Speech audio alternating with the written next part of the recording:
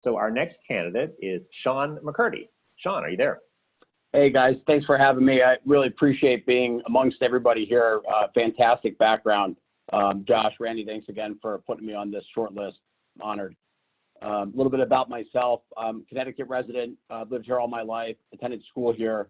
I've held multiple positions in manufacturing companies, aerospace engineering, medical diagnostics. I started getting involved in patents back in the 2005, 2006 time period. I started a company, one of the first connected health companies before the iPhone was invented, and still working on building out that portfolio.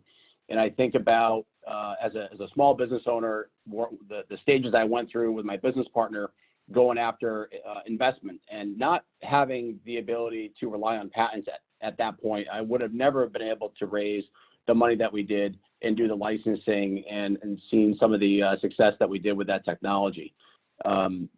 That's why I'm here. I look at this from the perspective of a small business owner or an inventor that has a great idea or needs the protection of that intellectual property to grow their business. And I see that eroding right now, and it disturbs me. I've been starting to get more active with the U.S. Inventor Group as of last year. I met Josh through LinkedIn.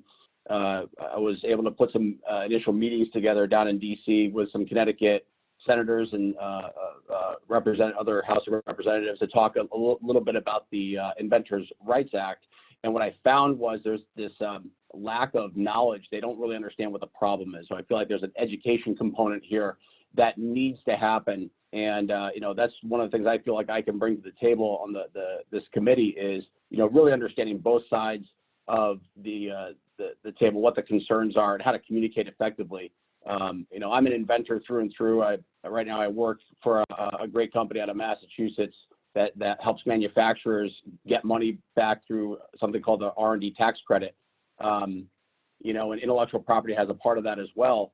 And as a small business owner, I have currently 4 issued U.S. patents. I wouldn't be able to do the things that I want to do with patents without the protection.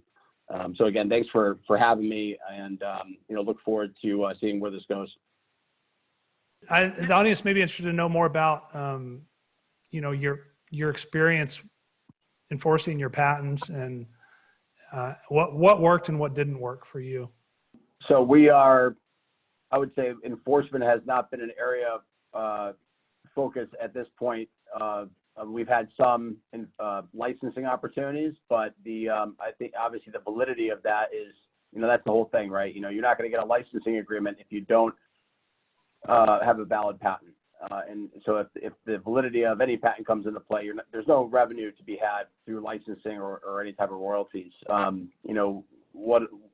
The first invention that we had, my first company back in 2006, was a fitness tracking technology where we developed an electronic device that could communicate with any exercise machine in the gym. And, this is before the iPod or the iPhone really was out in the market. And, we developed a website that would, get the data onto from the exercise machine would have a USB port. We developed a docking station, and it was a ubiquitous connectivity solution. And very quickly, we developed the product, and we got it out to market. We did a licensing deal, and our patent portfolio was central to that. Without our patent portfolio, we would have never have sold our website. We did a licensing deal. My business partner and I negotiated a 3-year employment contract. It was the American dream for us. So we thought that was the golden ticket. And then that was 2008, and then the recession hit.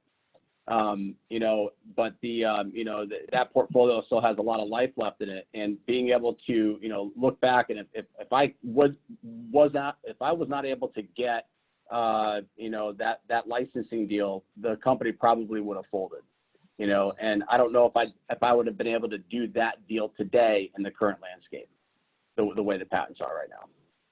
I think it would be near impossible, so enforcement is, I believe in enforcing intellectual property rights. I think it is a right. It's a constitutional right.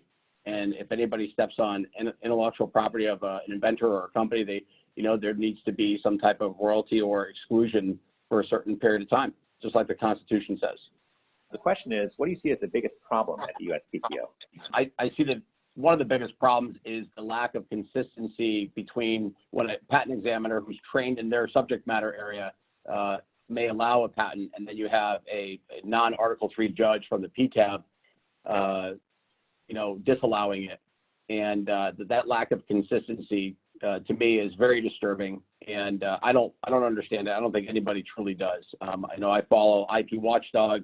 I know the U.S. Inventor website is really good about posting those disturbing events when they happen on LinkedIn, and it happens very frequently, unfortunately. So the lack of consistency between, if I'm an inventor and I'm going after and I'm fighting like hell to get that patent, and I get it, and it's a great feeling when you get a patent.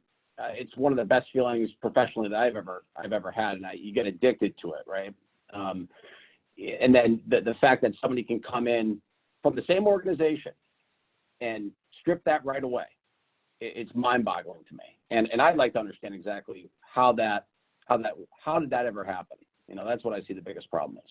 You posed the question about the amount of time available, having a busy schedule. So I thought about that question before this call, and I actually filed a patent application just before this Zoom meeting, which will add another hour to the workday. Now, I'm willing to license the rights out to everybody on this team, although the PTAB may revoke that patent when it does issue in a couple of years. I don't have any issues with working. I don't sleep. This is my passion. This is what I really love to do. My number one job in life, like everybody else here, is to support their family. But I love intellectual property, and would love the opportunity to sit on the board or that committee. And I think I would be able to move the needle and be relentless in that pursuit. But again, thanks for the time and appreciate the opportunity. 30 seconds. Randy, Josh, thanks for inviting me on this call. I really appreciate the time. Enjoyed listening to everybody. A lot of like-minded views here.